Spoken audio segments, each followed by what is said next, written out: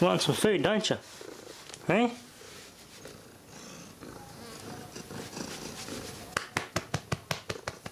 Yeah. Nothing in there, eh? Okay, viewers, here's a TV. It's quite a good one. This is a METZ Atlantis SF100 HT PRP, made in Germany.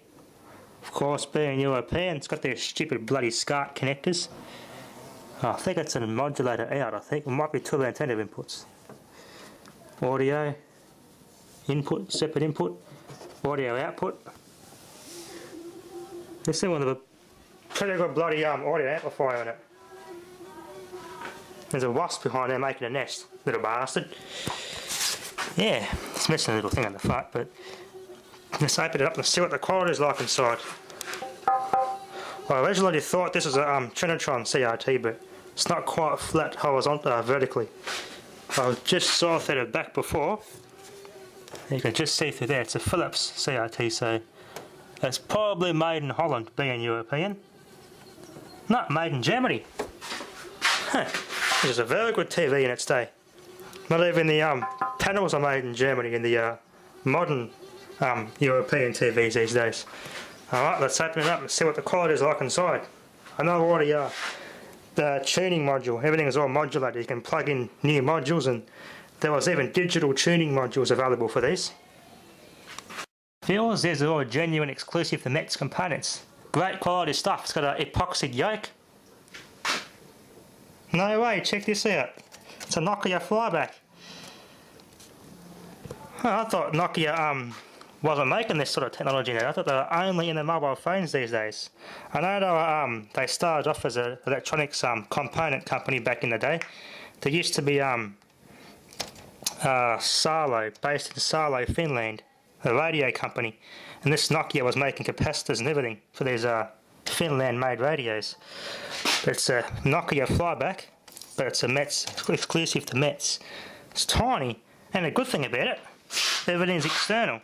Being a modern flyback, how good's that? It's not built into the flyback itself like these other ones from Asia are. So if something stuffs up like this, I know they can just change this bit, and the flyback itself is still okay. That's probably the that's the main output, obviously. It's not a 50 kV though, surprisingly. 40 kV DC rated. So it's probably a 30 kV output. The yokes, yep, exclusive to METZ.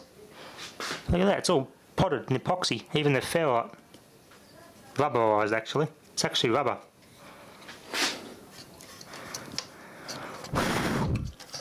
High quality stuff. There's the other output for your focus and all that. There you go. A Nokia Flyback. That one's definitely a keeper. There's a power supply under all that shielding. Here's modular components. I think they're plug-in. Yep, you just plug them out, plug in. So, yeah, if I wanted to, you can piss this SCART thing off and put some other inputs in. There's the audio output, nice big heatsink on it. It's a TDA 7265. I think I got one of those.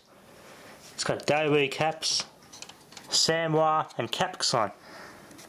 I'm surprised a bloody high-end TV like this even has crappy Asian capacitors in it, but everything else is bloody good quality. Nice big resistor. How this is all set up as old, really old style. I think this would be from, I think this is in the late 90s, early 2000s. 220 ohm resistor. A METZ, oh, it's a high voltage transformer. Not a power supply transformer. 3 kV EFF. Huh. It's a high voltage transformer. 3 kV. Nice old capacitor there.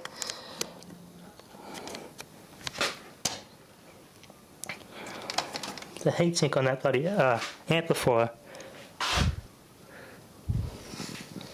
Yeah, it's got a crossover and everything on it, which is for these external speaker connectors going to the audio. It's got an inbuilt crossover and everything on that amplifier board. That'd be nice to fire up as a standalone amplifier. That'd be quite powerful. There's the speakers. 6 to the 4F/95. 1995 this TV's from. I think this one's got /05. Okay. 8 ohms. 4.5 ohms. Weird impedance. It's got those speakers and you've got this little knee up the back, little woofer.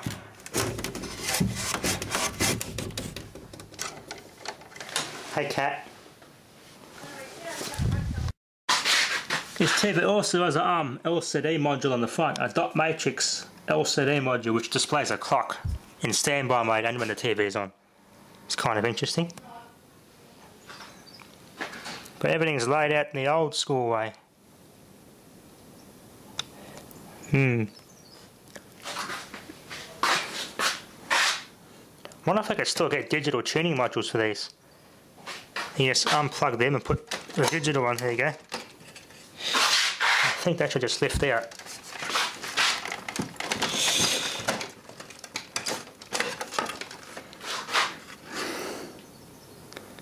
Temic.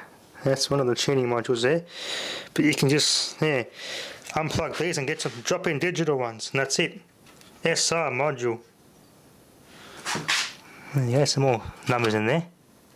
Little fuse, 1 amp fuse.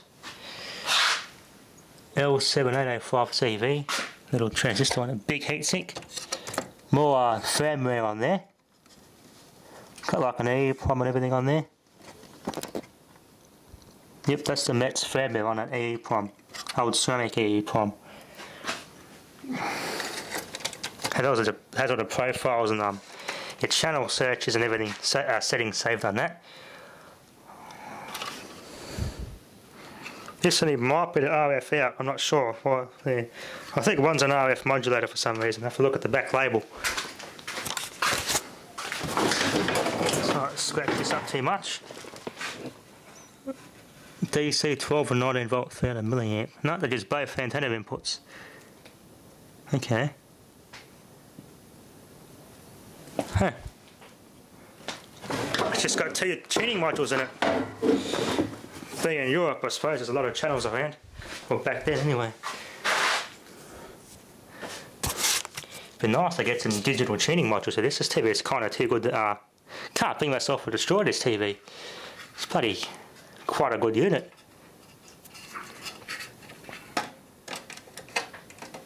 This is how electronics should be. Just upgrade one of these modules and you get a digital TV. If they had the technology with this CRT, they could have even made these HD. Like SSL burn caps, Daewoo, Samwa. That's a SCART input board there. If you can piss that off and get some RCA ones or component DVD composite ports, that'd be nice. That's some other bloody control interface. Just look at that flyback.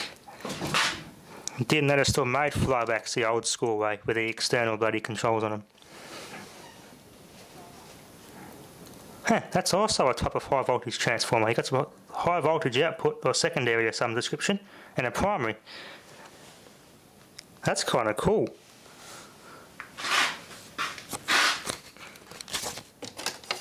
This is all plasticky. This has not been switched on in a long time, so I love the colour coding of the wires.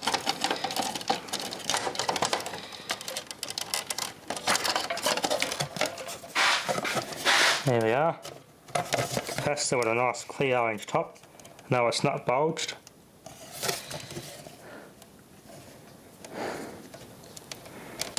The MOV on the standoff. Then a transformer in there. Can't see how I burn that cap. It's a 450 volt, 330 microfarad.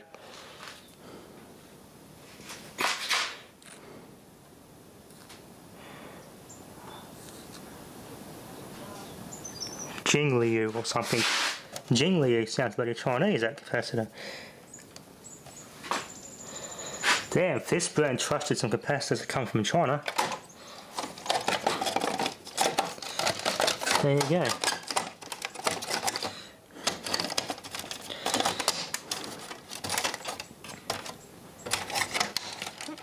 So we'll put back together. TDA 4780 Philips, that's a digital processor on here. It's a big chip on there, Infinum or something. If I can get this board out, I can have a closer look at it. See how that clips off. I'll try and clip this off and get these boards out so you can have a look at those chips on there. They look kind of interesting. That's probably the main processing for the picture of the inputs and the SCART and everything. Okay viewers, here's all the main chips. Micronis, not a Micronis one, Infineon, that's what I was trying to read. Daedalus, something there. That one's got Megatex, oh yeah, Teletext chip. Made in Korea, that one's made in Thailand. Infineon, that one's made in Germany. That's your Teletext chip. It's just TV. I know this TV had heaps of features on it. It had all these 2 bloody inputs, and it's got a million other inputs on it. You can custom name your channels. Instead of having channel 1, channel 2, channel 3, you can actually name the actual station name. Little plug-in chip. I like how I've done that. It doesn't actually solder in, it just clips on. I like how they've done that. Makes repairing these things. These things are built for service and for longevity. These aren't built to be obsolete. You just upgrade all these modules and it's future-proofed. It's a shame they make everything so far away nowadays. Another capacitor there. Little transistors.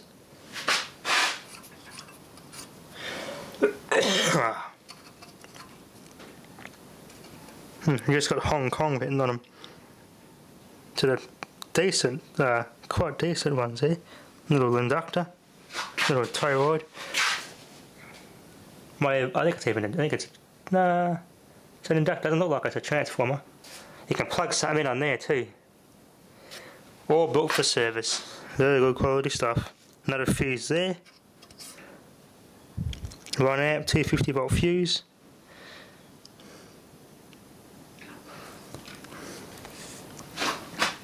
Date code 28th week of 2000.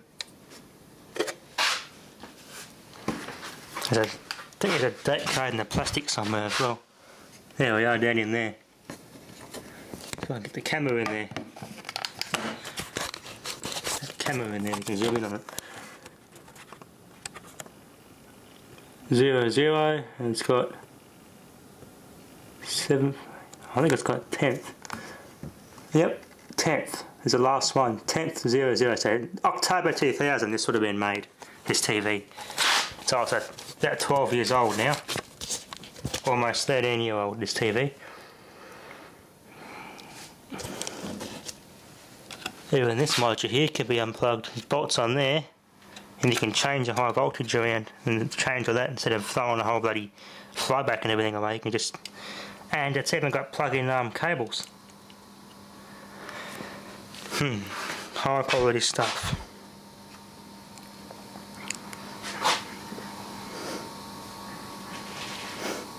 I'll give it a bit of, put the modules back in, give it a bit of a dust out and put it back together and power it up and show you some, I probably can't do much of that with the remote unfortunately, but we'll see what we can do. Okay viewers, it's a better look at the back now, it's all back together. Audio for the speakers. Aha, that's a service port. Interesting, a diagnostic port. Definitely something not made for the landfill. Been scratched off where it's been sitting hitting the back wall. This thing just fitted the cabinet before it hit the wall. Power supply, obviously 240 volt, 50 or 60 hertz. Tells it by the hour. Energy consumption per hour, 145 watt hours. Alright, I gotta get these little adapters, so stupid bloody European SCART connectors. These weren't very well liked. Not over here anyway. These were not very well liked at all.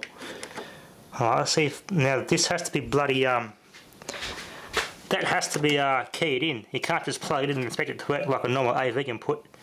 You gotta do some sort of tuning on this bloody thing. So if I can't get this to work, I try the front built-in AV RCA ports, and they should work. I'm just wondering if this, since these are all removable modules, I wonder if we could put like a VGA computer monitor module in one of these. Use it as a computer monitor. Give the nice old school type bloody CRT computer monitor, but very high quality. Okay, program 1. Euro 2. Obviously not going to get nothing. Program. Yeah, can't do much at the remote, unfortunately. I don't know what I call this bloody port, but we'll see what happens.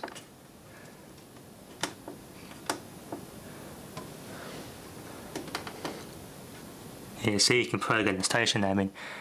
Obviously not going to get anything because no analog TV in here, or being broadcast anymore. Yeah, and I gotta get the remote for this because that's got all the the menu and everything. I could program some inputs into this. Alright, I'll see if I can plug a set-top box in the front of that and see what happens. Cool little flash of green in the middle there. That's cool. Okay, if it was a set-top box, no antenna, so I don't want to get any TV in here and bloody infringe any copyright. Have to wait for it. There we go. Turn the camera light off, might glare a bit. Yeah, probably won't be able to get to the input without the remote. No. DVD. Okay, let's just keep, there you go. Now, I don't think this front port's actually tuned in. You can actually set, I think you can set a skip up for some of these ports.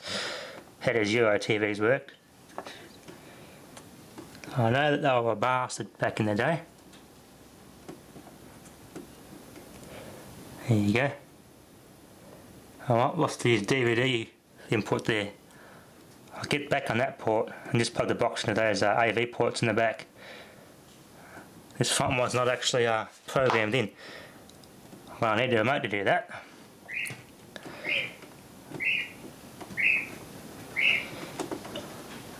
Yeah, that's the other bloody SCART input.